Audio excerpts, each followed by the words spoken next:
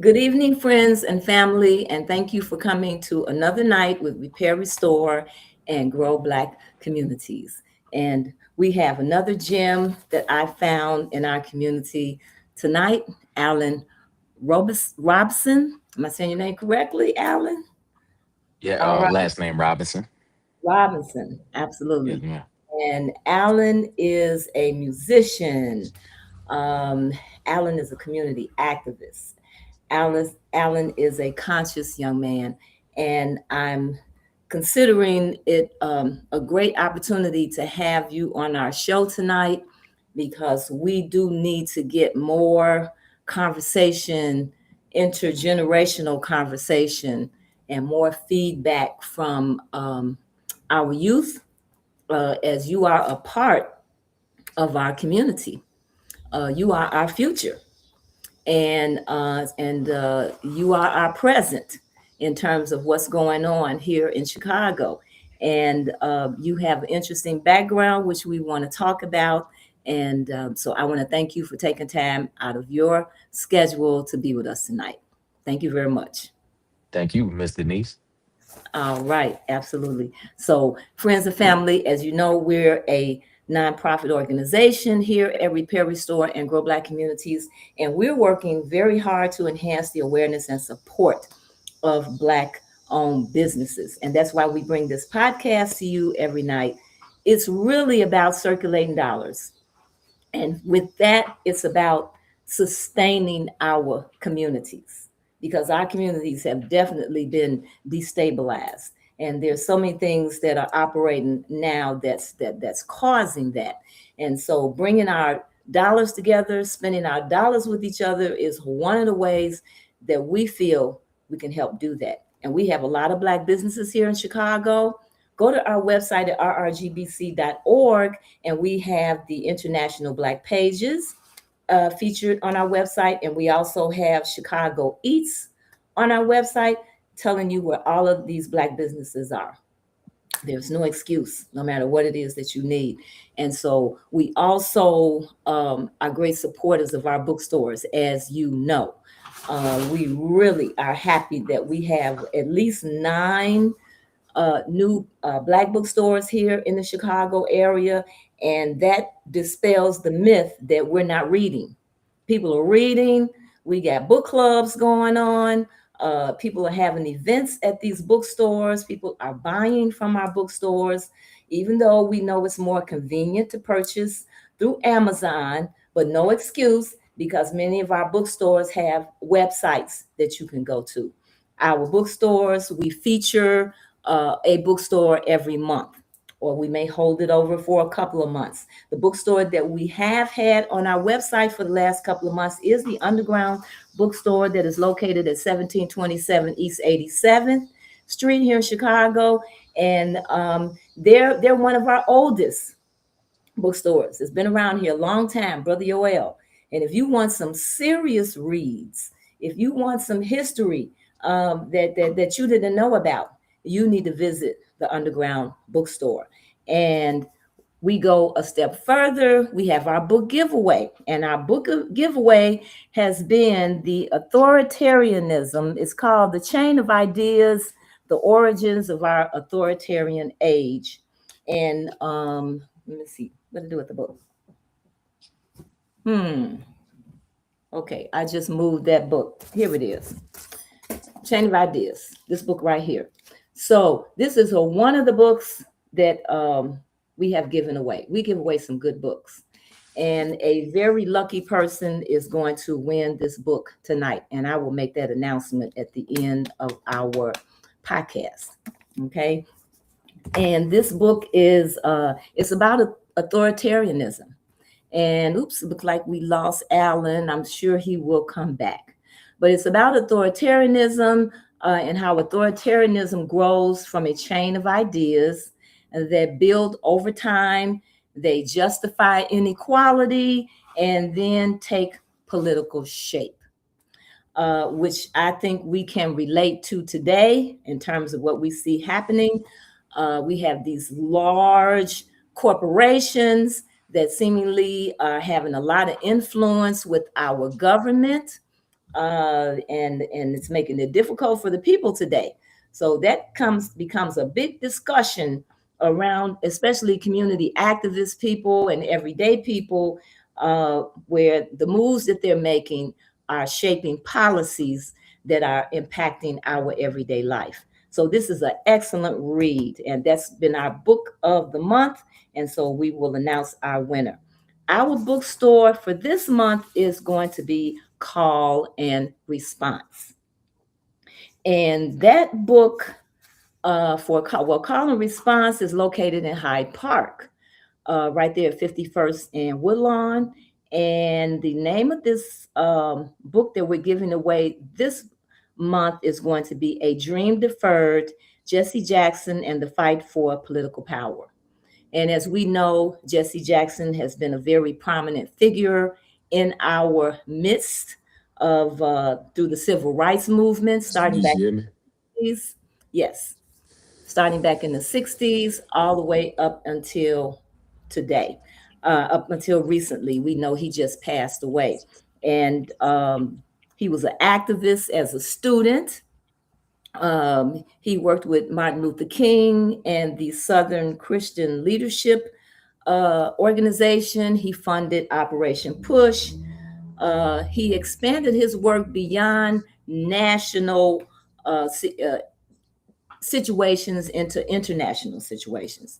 And then he ultimately did a lot of humanitarian work, and Jesse Jackson just passed away. So this book, A Dream Deferred, Jesse Jackson and the Fight for Political Power, is the book that we're giving away for this month. So if you want to become a winner of this book, all you have to do is go to rrgbc.org and subscribe. We also ask you to go to Save Black Bookstores Chicago at change.org, sign our petition, because we want to get some policies on the table for our bookstores. Also, Southside Community Federal Credit Union, been around for over 20 years, providing loans, and they have increased the number of products that they offer, as far as different types of accounts that you can open up, savings accounts, checking accounts, accounts for your children as young as 7 years old. They have all types of products for loans that you may need. If they have small business loans, they have personal loans, car loans. They're doing a lot of work in the community, and they're not just a banking situation organization that is sitting in our community taking and extracting dollars. They have been giving back, and they are concerned about you. So the Southside Community Federal Credit Union, located at 55th and Wentworth, we have to support them. Okay, so Alan, we met just about a week ago, and I learned that you were a musician. Um, I learned that you were from Louisiana and you've moved here to Chicago. And I learned that you were a community activist.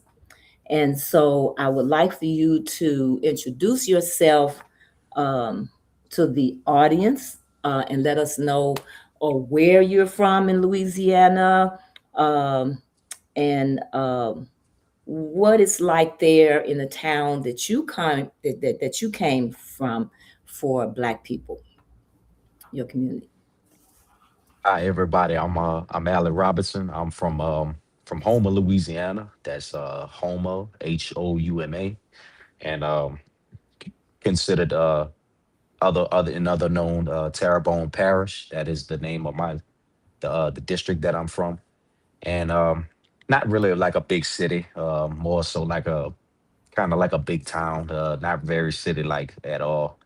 Um, call it the Bayou region. That's pretty much Cajun country where I come from. And Mm-hmm.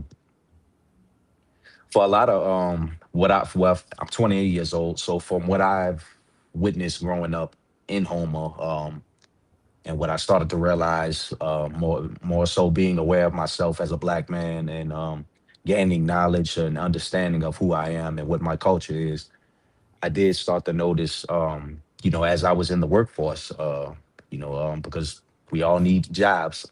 But I did notice a lot of, well, for one, I'll start at education. Kind of Mm-hmm. felt like, as I was in school, it was almost kind of set up for you to fail if you were, I guess, labeled an at-risk student, or an they would have alternative schools, and they pretty much they would isolate you from everybody else. You couldn't attend public school like the rest of the kids would. You would have to go to a completely different school, kind of almost prepping you. And they would run this school by some strict rules, because since you got those students there would be considered troublemakers. Like there would be law enforcement there. Uh, you couldn't really talk, you couldn't socialize like that. So it was almost kind of like it was prepping you in a sense, almost for prison in a sense. And um and that kind of was more so like what I thought, like the education, as far as just kind of like the troubling part about that. Not really nothing that you learn about culture, about Black history in school. Nothing really revolves around that, other than the basic curriculum of African Americans were enslaved, and things of that nature. So you grow up not really understanding your history, not really understanding your culture, and it's not taught to you by any family members, because I guess it's the same kind of education that they had, and everything when they were in school. So you find out a lot of things on your own. You have to just kind of do some digging yourself, and stepping outside of education, the workforce. Not Well, It's not a let's lot of Black before you businesses. get to before you get to the workforce, I'd like to go a little deeper with that whole education piece. When you started to see where you went to school was where Black children, are being separated. I'm assuming and put into these different schools. Was it mostly boys? Was it mostly the young boys? Yeah, Mhm. majority. Yeah, majority. You would have a little sprinkle of some females, but the majority mostly would be a lot of boys and everything like that. And And so, yeah, why do you think behavioral issues were? Why our young boys were having behavioral issues, or were they being, I would say, isolated and misjudged in terms of their behaviors? What did you think was happening more as a young Black man yourself? definitely. I feel like a lot of like African American boys when I was going to school, including myself, we were kind of pushed to the back a little bit. Like we were kind of like our educations, or just trying to understand what was being taught in the class was almost not prioritized at all. And Mhm. we would kind of be just shunned away, or just kind of just put to the back. Teachers And would so, help other what students. okay, so you wasn't getting the support that you needed. Um, you wasn't getting the cultural foundation that you needed and support as a young that you felt you needed as a young Black man, as a young Black boy coming Yes, up. ma'am. Did you Hmm. feel like maybe the teachers felt that you were important, um, that you needed to be recognized, that you need to be uplifted? You didn't see any of that. No, not at all. Hmm. Kind of just was curriculum. Kind of just was pretty basic. And when it Mm-hmm. just came to African Americans, or when times would come up of Black history, they would just do nothing but just put on maybe Roots. You'll Mm-hmm. watch Roots Mm-hmm. and stuff like that, and it's just like there's Mm-hmm. no discussion though, no discussion Right. amongst African American boys about you know a deep no deep dives into anything. So it's just like a Sure. lot of us didn't even really take heed to even watching Roots. Like, we thought that was boring. We didn't really understand the dialogue of what was Mm-hmm. being said in the Roots program. And Mm-hmm. so a lot of us just were just oblivious, and we kind of just brushed it off and kind of just was just talking amongst each other, didn't really pay it no mind. And it just shows how important it is to learn and know about who you are. I could say I had a similar experience coming up through grammar school, even though the education, learning the basic foundations was, I would say, was basically fair. I was in a predominantly Black school.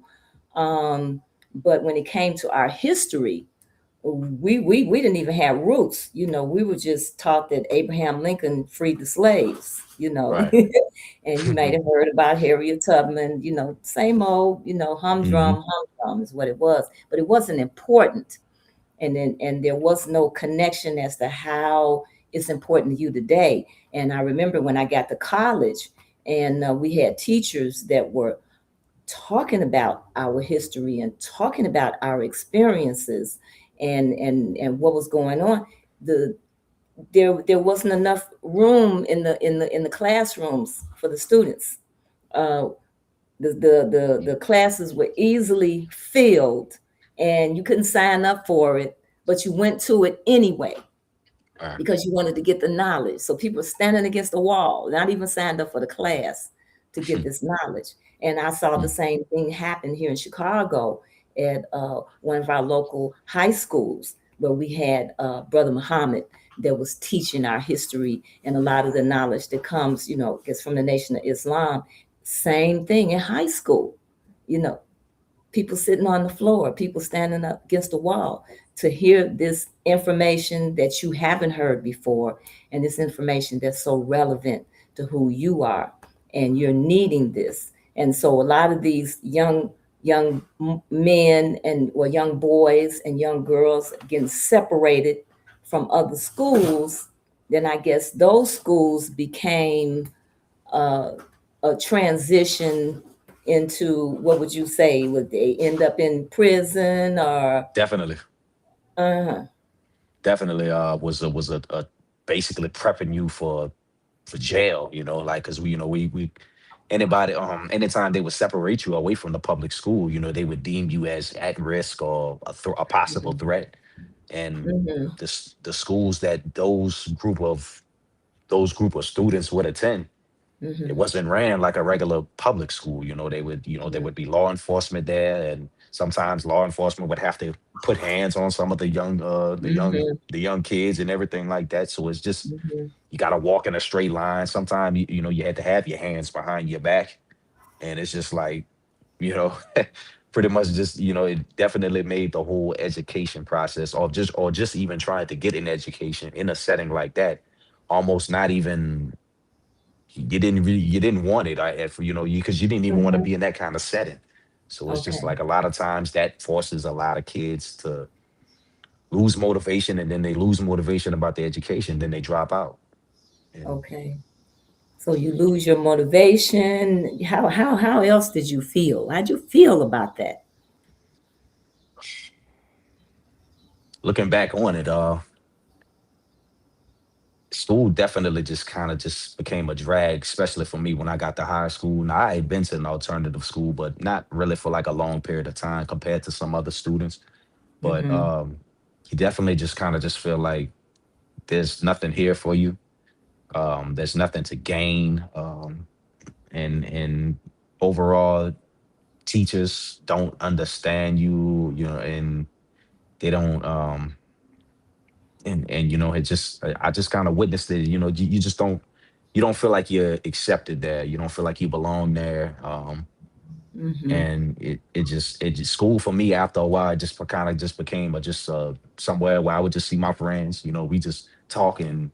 and then Mm-hmm. it would just transpire from there to the neighborhood. And then Mm-hmm. a lot of times, like some of us needed money because like some of us, like our parents, kind of stopped taking care of us after a certain while, after we hit a certain age. So Sure. you know that also forces a lot of kids to drop out because they need to start fending for themselves or fending for their family members and everything like that. Work becomes more important, and yeah, that was also like a factor of like why a lot of young kids dropped Mm-hmm. out and everything. And then, of course, as we know, our prison systems have not been uh, institutions that have helped people, to help to make people better when they come out to be a better part of the society and have opportunities in the society. Matter of fact, a lot of people go into prison and learn even worse experience, have worse Yeah. experiences in there. Mhm. And so you started talking about the economics uh, in Louisiana. Yeah. It definitely prison and the way that the economy is ran where I'm from kind of definitely works hand in hand, especially for people of color. It's almost like it's set up for you to not succeed in the society, and it kind of pushes you to seek out other alternative methods to be able to support yourself, whether that's crime or and you don't get paid the best even if you do have a job. It's like you get paid the lowest, and you could do an excellent job at what you do, what you're hired to do, and it's just you would ask for a raise, and they would just come up with all kind of excuses of why they don't want to give you a raise.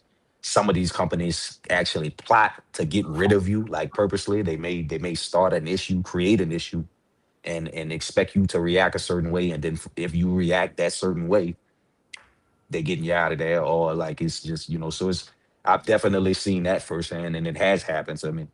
Um, Mm-hmm. to where companies, they just don't want you there for some reason, but they hire you anyway, and then they create an issue to where they could just give you the boot without actually just firing you for no reason.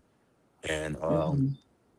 and a lot of times, it's I've seen it myself, like to where companies will be hiring and they would just overlook like certain applications, and they would just hire who they Mm-hmm. want. And most of the time, those hiring who they chose wouldn't be Mm-hmm. African Americans. And a lot of times, like that also makes a lot of people lose faith in going to work, getting a job, and Mm-hmm. it pushes them, to the street. And a lot of times, if they already been to jail and everything like that, it's just a cycle that repeats itself. They try to go do the right thing, but it's just like the right thing doesn't want to do right by them, so it's just they got to do what they got to do, and then next thing you went back to the street, and then sometimes they fall victim going back to jail, or even worse, sometimes losing their life. To maybe it's a situation that involved gun violence. I've definitely kind of seen that. So it's just like the economy doesn't work in your favor especially if you've been to jail and you got a record, and that it creates a cycle of destruction. For that person, because it's not set up for you to succeed in any kind of way. What about your sense of community? I'm looking at how things were, I guess I would say, when I was coming up. We did have a strong family network. We did still have a strong sense of community where we felt like we had some control over our community, and people were looking after each other, and work together in our community. So how would you see your community? How did you see your community as you was coming up? Um, Definitely it wasn't as strong as Chicago's, I would say. Like there wasn't a lot of like us coming together and creating organizations, for the betterment of us. It's Mm-hmm. definitely a lot of individualism. Mm-hmm. It's not a lot of coming together. Everybody's all for themselves down there, Mm-hmm. and and there's this they may come together. Big emphasis on may, like if something were to happen to, I guess, like or if something were to happen to like a certain individual that may be known pretty much all over, that may have like a little popularity or something like that, but no Sure. action, like no actions, no powerful stances taken, to demand better pay in certain places of employment. Just nothing. Like there's just, like I said, it's just a lot of individualism. Everyone is pretty much all for themselves, and like it kind of still is like that to up until this very point. Hmm. So, what made you come to Chicago? I was working in the oil and gas field industry in North Dakota. I did Hmm. that for about a half a year. I had always kept a job. To say like the economy and a lot of jobs kind of were slim to none where I'm from, I always kept a job. Me and my brother, we always kept like we always were employed, and especially, even more so like, and we actually kind of became like an inspiration for, like other, other individuals that had kind of had a little troubled history going getting involved with law enforcement, having records and everything like that. And we would always kind of like, we always just kind of kept steady jobs, and everything, and always been employed. But we I was working so we was working in the oil I was working in the oil and gas field industry, me and my brother. But they kind of started slowing down, and he was already living up here in Chicago. He got a wife and everything up here, and they have been married. They have been living here for like 2 years. So when the oil field had slowed down, he had just kind of just told me, because he knows what's down there, and I know what's down there, and I kind of didn't want to just go back down there and kind of try to shuffle through slim pickings to see where I was gonna work at next, and pretty much starting all over, going back down there. So he's just like, man, why you don't just come to Chicago and just start fresh up here? And I didn't Hmm. know what they expect, coming to Chicago. Hmm. What would come from that, but I was open to it, because I would always see him, out here. It just looked like he was enjoying himself, seeing all kind of different stuff that we never seen before. And Okay. just to be able to kind of come out here and just not really know, and just kind of just experience for myself, Chicago and everything like that. Definitely a big stark differences. So from where we was born and raised. Hmm. So it was your brother but it seemed like before you came here, you and your brother had some sense of connection, of community, of networking and coming together, and that was really important. And that kept you together. What you did have, and it also shaped your sense. I think it shaped your sense of community. So you came up here basically for some better opportunity, which is almost similar to people who migrated here from the South, probably Right, back when right. my grandparents, I gotta say my Hmm. grandparents, my great grandparents, they came here from the South because situations were intolerable down there, you know. People were getting lynched, and Jim Crow was going on, and Hmm. people were being cheated, uh, as far as work is concerned.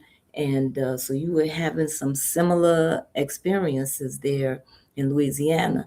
And so, since you are here now, uh, what would you say about Chicago? Definitely, Chicago has shown me a lot, and it's also given me a lot of support. I've Even though it wasn't easy, just coming to, especially coming from the South, trying to migrate to a major city, it definitely does come with its own set of challenges and obstacles, and that I'm currently still trying to weave through. But for Hmm. the most part, Chicago offered community. It offered me a sense of belonging. Hmm. It's a lot of young people, old and young, that are congregating and coming together and taking powerful stances, and are a part of something that trying to bring about change. Like to a lot of the Hmm. things that are to a lot of the things that are taking place in the Chicago community. And that was Hmm. something that I never seen before. Just like folks coming together, both old and young, and for a common cause. And for me as a musician, on the other hand, too, because back, where I'm from, there's not really like a lot of outlets for any musicians to kind of, or any platforms for any musicians to kind of thrive on, and spread Mhm. their art. So like definitely coming up here was the, for me was something that definitely I kind of became a part of and was able to kind of thrive more as an artist compared to down there, Mhm. and just meeting folks and just like have keeping a pure heart and people recognizing that pure heart that I had and introducing me to other folks that that have like important things going on, whether that's real estate, they operate their own business.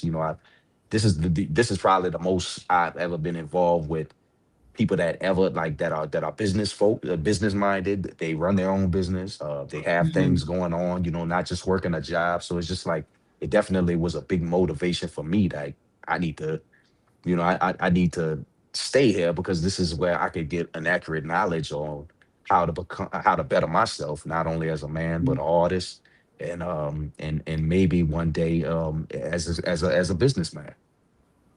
Let me turn on the light right quick. It's getting dark in here. Okay, okay. Yeah, I see you getting darker and darker.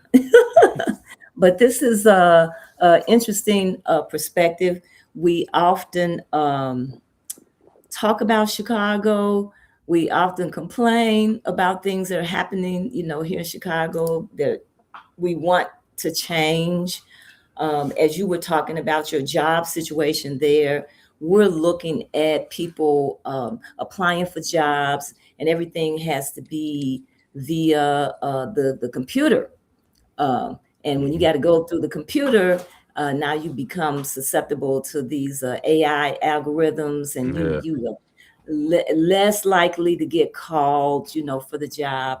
Then once you go to the Zoom and they see who you are, a lot of what you experience, we have a similar situation still going on here, but we have more people and we do have more networking going Yeah. on, Hmm. you know and Definitely. and and that's why this is so important, just like circulating our dollars, putting our dollars together, coming together and networking is so important.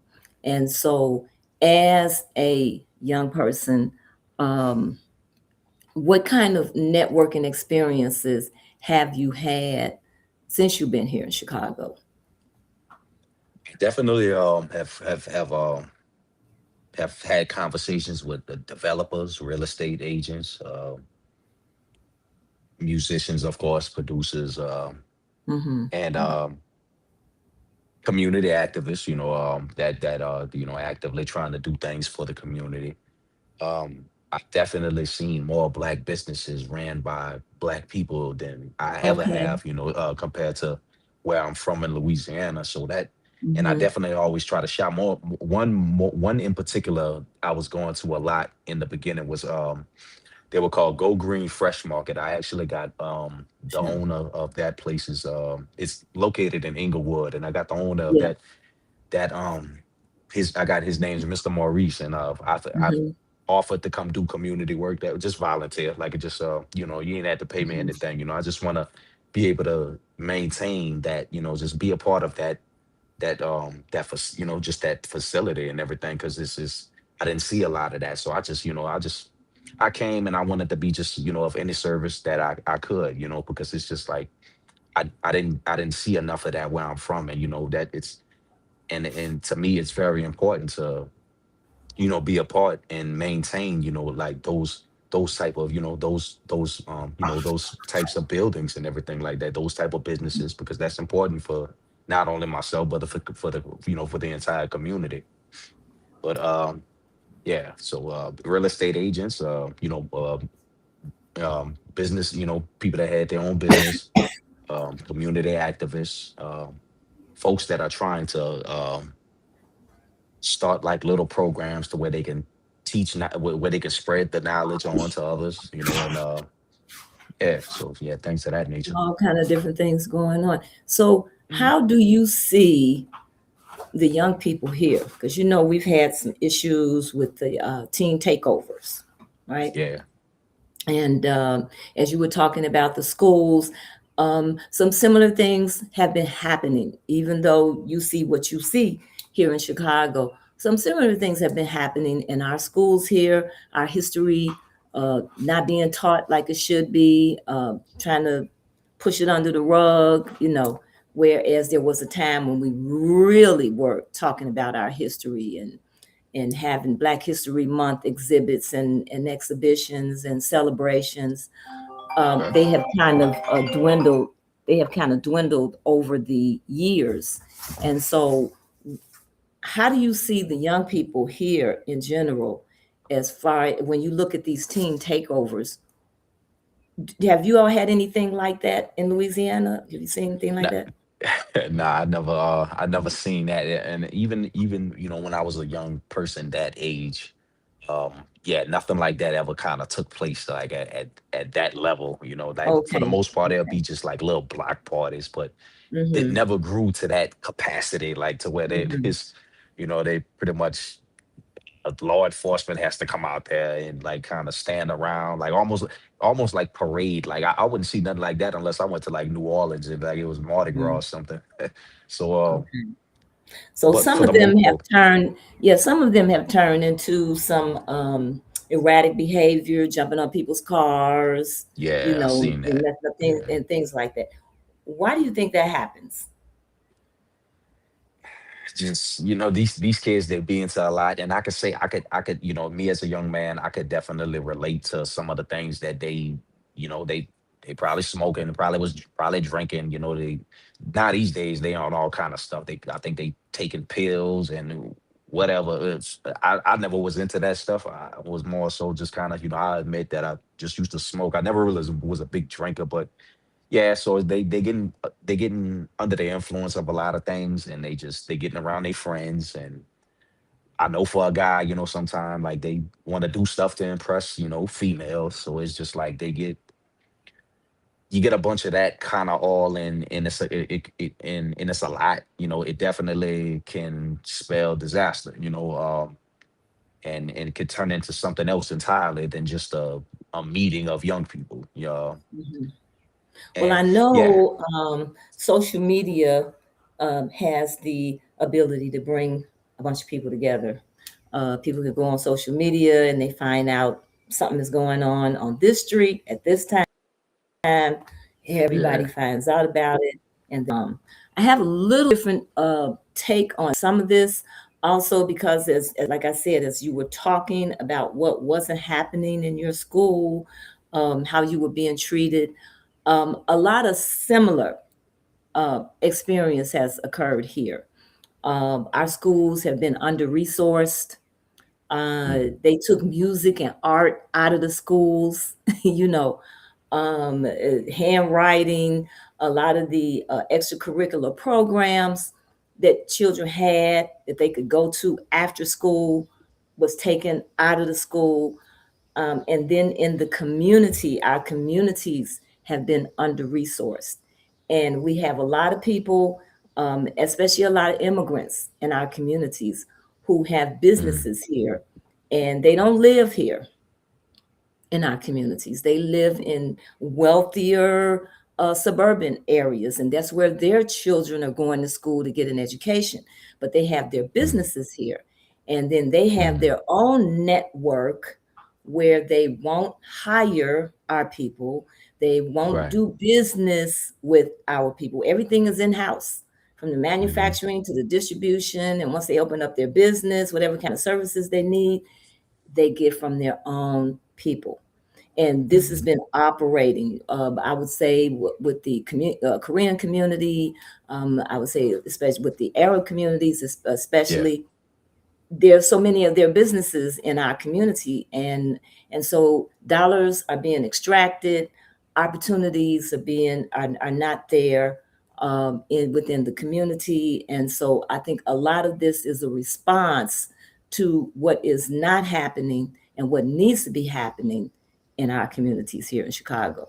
Now, of course, people get Right. together and yes, they drink and yes, they smoke and yes, they get high and yes, they do this, and the girls twerking on the top of the cars, Yeah.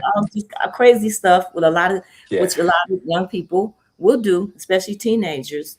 But There's a difference when you have a community that can offer you so many uh, activities to engage in. And I would say Right. coming up in Chicago in the 50s and the 60s, in the 70s, I would say as a young person, as a young Black person coming up in the community over on the West Side, I had family, we had community in the block, we had Black businesses, people were always looking out for the children.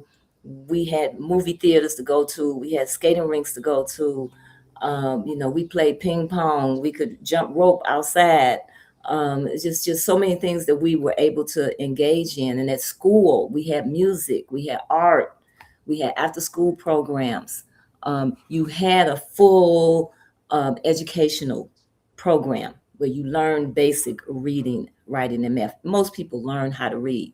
We have so many Yeah. children that are not learning how to read, and they're not all disabled. Right. It's just that what's being taught and the way it's being taught is just not happening. And so that's one of the reasons, I feel we're having some of these team takeovers is the under resourcing of our community, and it's destabilized our communities. And now we're going through gentrification of our communities where people are being pushed out. You're coming to Chicago. A lot of people have left Chicago and moved Mm. to places like Texas, and out in California, neighboring states like Indiana and Iowa and Wisconsin. And, they left because of the lack of opportunities, because of some of the violence that was going on, and trying to save their children, Right. and take their children out. So that's why I was asking, and well, how long have you been here in Chicago? Now, would you say? About a year now. I came up here Okay, around this time. okay, okay. So as you get to talk to um, other young people here, what are they saying outside of the ones that you see who's really trying to reach out and make a change? Um, what do you hear? What are you hearing them say? From what I see, it's and what from what they from what some have told me, what I notice is a lot of a lot of these young kids want to do better. It's just like they lack direction on how to get there. And some of these young kids want jobs, like or some of some young people my age that I met out here, they want to work, they want to but it's just like they don't know where to look, or they don't know like or even how to like kind of conduct themselves in a sense. But it's just Mhm, but from what for the most part, that they want they want resources, they want to be able to, they don't want to just be in the street. I feel like they're just like in those large crowds. Now some do, and obviously they do it, but it's just like some of them would rather have venues, some venues to where they can go. mhm, They go into the street because a lot of time they say there's nowhere to go, like where we're mhm, gonna go and have a good time at. And that's kind of been more so like what mhm, kind of like what the discussion has been from them, as far as like what, well, if you don't want us coming together in large groups at this place or that place, where do you mhm. want us to go? That's right. And That's right. yeah, and that's Yeah, what because we mostly have like a they've been saying. we have a beach area here. 63rd Street Beach is where a lot of young people would gather, and now they've kind of cut it off where you got to pay to get up in there, pay to park your car, to Yeah. get in there. I saw some policemen following a group of young people away from that area, Wow. across the lawn at in front of the Museum of Science and Industry. And you're right. I saw a club on 79th Street. I think it was called Jamaican Grill, Jamaican Village, and Oh yeah, it I was think I know like what you're talking it about. was Yeah. like it was in the middle of nothing else going on. But Mm, this place was packed, mm, and they had valet parking. The The parking Yeah. lot was full, and there was so many people in there. You could see them all in the window, you know. And I'm like, well, this is great. We should Mhm. have more places like this in our neighborhoods. Right. Have you been to the north side? Have you visited, gone down like Milwaukee and yeah, go ahead. I think I've been to the north side once, and that was only like to go to a an open mic event that was Okay. that I'm not sure what area it was located at. Kind of forgot the name of it. I had to look it up again. But that was really like my first time kind of like really being in the north. I always kind of, since I've been Hmm. going to Chicago, the city, it mainly so just been like around a lot of the west side area, the south Sure, side, and sure. just the surrounding area. And going towards, I guess, like East 55th or something like that, toward the Okay. beach and everything like that. Sure, Kind of sure. that's so that kind of been the area I just kind of been Hmm. like around out there. Hmm. But the north side looks okay though. It's very, Well, very dense. it's very dense. Um, they say Chicago is one of the most segregated cities in the country, and it is because it's Yeah. predominantly set up for young white people that come to Chicago, and Mm, they have so many businesses up there. I've said many times on this program, you drive down Milwaukee Division, Chicago Avenue, in it, North Avenue. Your head is spinning around like an owl. It's hmm. so many businesses. It's so many clubs. It's so much to do. So imagine if they had nothing to do, or Right. as teenagers they were coming up and they had nothing to do, you know, what they might be acting like. And you come to our community and you don't hardly see anything. And it's just like anything else. Um, we only have so many people that have a lot of money, Right. less than 1%. When we start talking about our actors and our actresses, the Denzels and the Tyler Perrys and the sports players, basketball players, football, they represent less than 1% of our community because it's only going to be so many basketball players, Right. so many Jay-Z's, so many, and they can't do anything for the communities, for the Black community. Right. They're taking care of themselves and they're taking care of their children. Okay. Right. So, who do we go to? Everybody bum rushes or one person or one, and then they're done. So we need multiple people able to provide services and resources, and it should be people in our community, you I know. agree.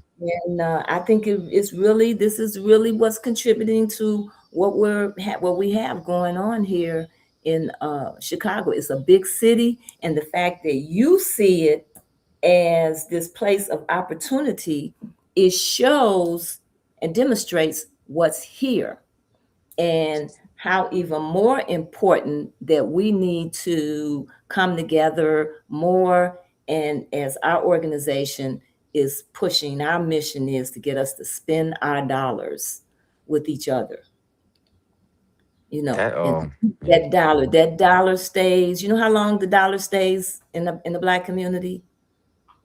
six How long? hours 6 six hours. hours And then when you get to the Asian community, I think it's 20 hours, or maybe 30 Mm. hours. You go to these other communities, no, days, 20 days, 30 days, not hours. Dang. um yeah, so when the money is staying there, the money is going and it's contributing to, supporting a lot of what's going on in the community. Our money ain't staying here at all. We work, we give our money to people, and they take it right out.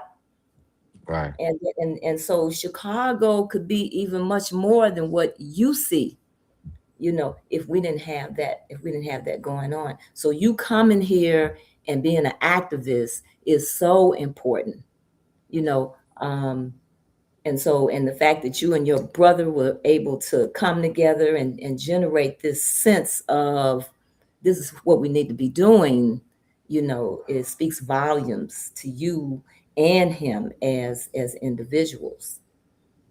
And so you're also a musician. And so, how does your music play into your work and what you're trying to do for the community? The music was actually the first, like, was the vehicle that kind of led me to it. Community activism, actually. Mhm. A lot of people that, and that's another thing I love about Chicago, because it's just, they listen. So it's just like, it definitely, I was able to gain a following, just from kind of just going to a lot of open mics, meeting a lot of artists, connecting with them, even outside of the venue, staying in contact with them. And a lot of my social media now has become the Chicago community. It's not really anything based in Louisiana no more. And for me, and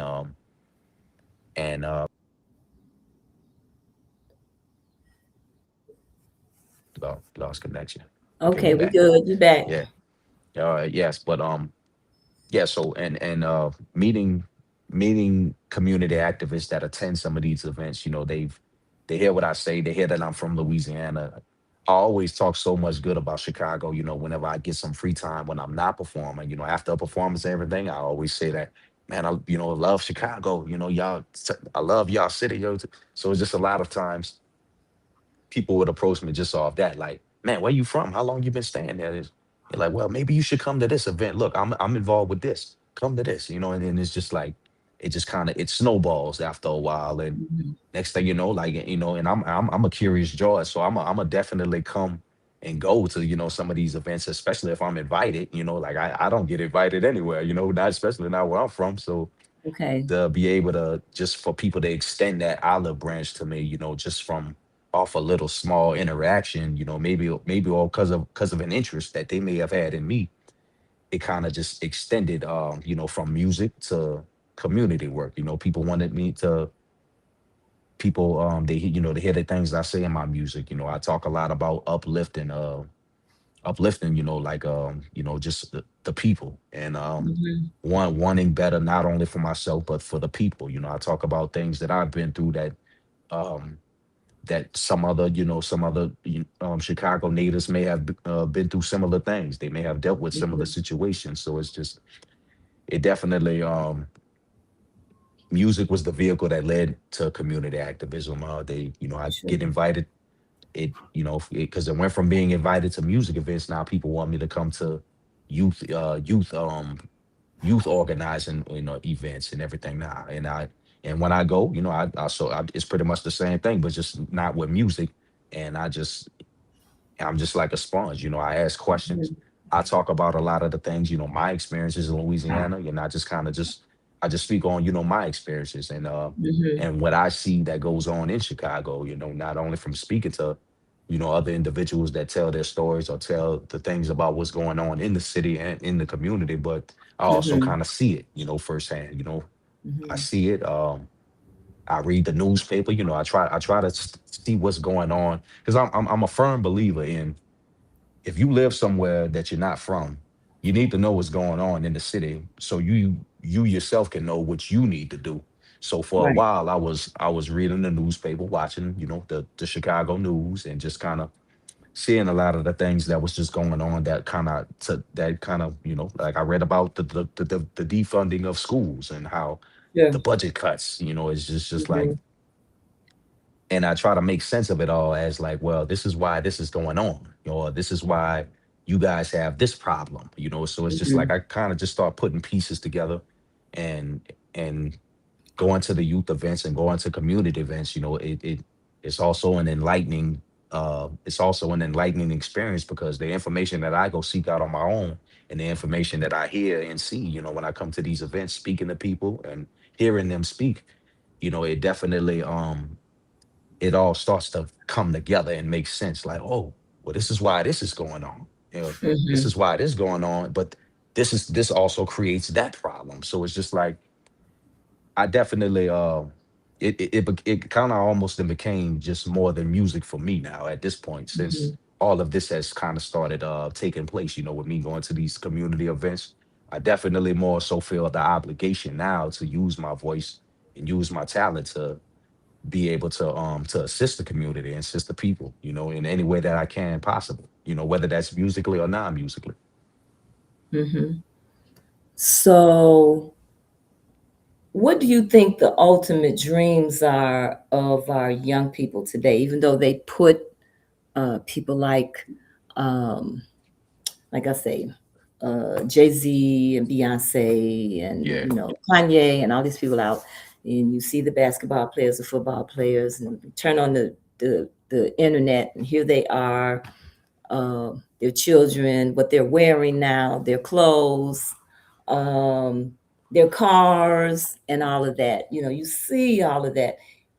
Do people really see them as role models?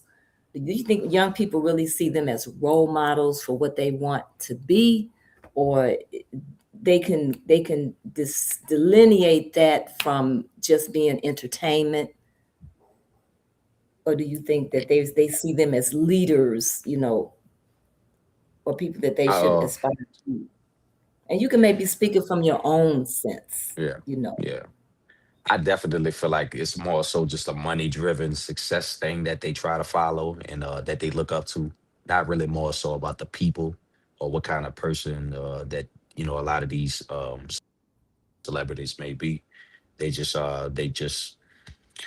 it's a lot of young people that want things to, they want success. They I definitely see that in them. They definitely having hunger to succeed and become something more than just maybe an average, worker or anything like that, and they're definitely social media driven. A lot of these young people try to create content and make it to where like they could earn, maybe a living off of it. That's new to me. I'd never seen that before. That was not a thing when I was going coming up. So to be able to see them like kind of get involved and try new things and succeed from it definitely is I can't do nothing but tip my hat off to, I because, don't think that they wasn't have a around when I choice. was, If the resources and the yeah, opportunities are not there, then you have to depend on yourself, and you have to come up with right. something, and you have to believe in what it is that you're doing. You know, and Yeah, it creates some. It definitely creates some intergenerational friction. Because your parents want you to get a job, and they right. want you Yeah, to, yeah, and you need steady income.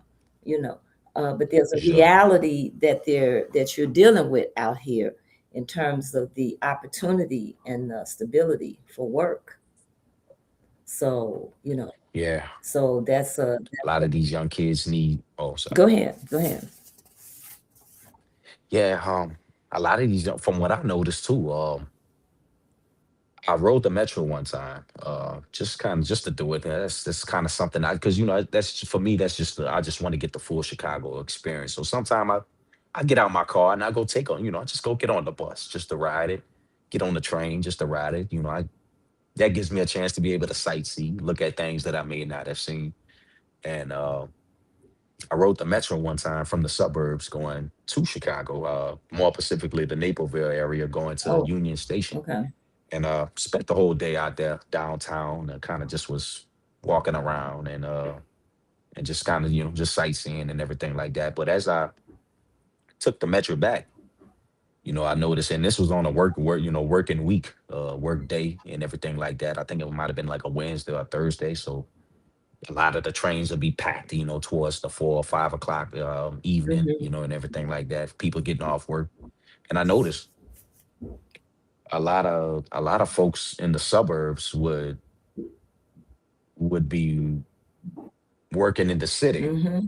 and they'll be getting off, I'll be seeing them getting off the metro, at certain stops in the suburbs. But it's just like, well, why can't a lot of these jobs go to to the young people and or just, the people, That live period, in the that city. already live in the city Hmm. that need the jobs. Hmm. Because I noticed it for myself when I first arrived in Chicago, it definitely was next to impossible to get a job in the Chicago area. Mm. A lot of the places did not call back, or it's just like when I would seek out and call them and try to see what the update was on an application. It's just like no one wanted to give me a straight up answer. It just no one ever answered at all. Hmm. And it's Never, no one ever got back with me, and so it's just that kind of made me just kind of start looking into other places and started applying for jobs in the Carroll Stream, Romeoville, Bolingbrook area. About I think it's called Bolingbrook, Mhm. but I started applying in those areas in Naperville, Aurora, and it's just like those jobs would bring off the hook. They want to hire you out there, but it's I find it real fun, real odd that the folks that live in those areas work in the city, Mhm. and the people that live in the city can't even get those jobs. Mhm. And a lot of young people, some of them don't have access to Sure. transportation, so that makes it impossible to be able to even make those kind of commutes Mhm. to those jobs, in those That's right. suburbs. And I really feel like that's cutting off, like you're cutting off jobs and opportunities Mhm. from people that live in the city that may need those That's opportunities, right. but you're giving it to the people in the suburbs Mhm. that live in the suburbs Mhm. and everything. So I kind of, to me, it's backwards because they don't And live those here in jobs that Chicago. you're going to out there are more likely less paying jobs, lower paying jobs than what's in the city, Not stable. and not stable. And like I said, it contributes to the extraction of our communities. And so Mhm. so you do spoken word, or you sing, or what do you do? Um, I can do since I've been out here, spoken word and all that's been new to me because I never seen that unless I watched it in a movie or something. So to be able to come out here and see like just that art form like in live and in the live for myself, in person, uh definitely opened my eyes to the many talents that Chicago has to offer. There's been people that play instruments. I enjoy just going listen to live music. Mhm. I never really thought I enjoyed live, just listening and going to live music events Mhm. so much that since I came out here, and Mhm. like that's definitely put the love of all of that from I definitely give it up to Chicago just for that. Mhm. But Okay. I definitely I've tried it. I've been to some because the type of tip because I make hip hop music, so it's just but my type of writing and everything is more it definitely leans toward the poetry side. Okay. So I can kind of I could make it to where like a lot of my music can sound like spoken word, Mhm. but it's not necessarily the original form that I put it in. Okay. So Okay. I've been to some spoken word events, and Mhm. I've got up there and and all that was a first for me too. Like I Okay. never been on a stage and performed in Mhm. front of a crowd or done anything like that. So all of that was part of the Chicago experience for Okay. me. Like just being able to grow as a performer, as an artist, and to try new things. Seeing other artists and like-minded individuals do the same thing. Mhm. Will we be able to get a sample tonight of anything? I know I'm putting you on Oh the yeah, spot. yeah. You okay? I just told you, I should they, they ask you. they they do it all the time. um, okay. I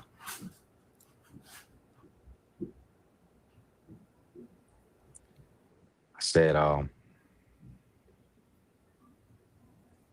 just carrying on the tradition of my fathers before and their fathers before, letting them know my rhyming is raw.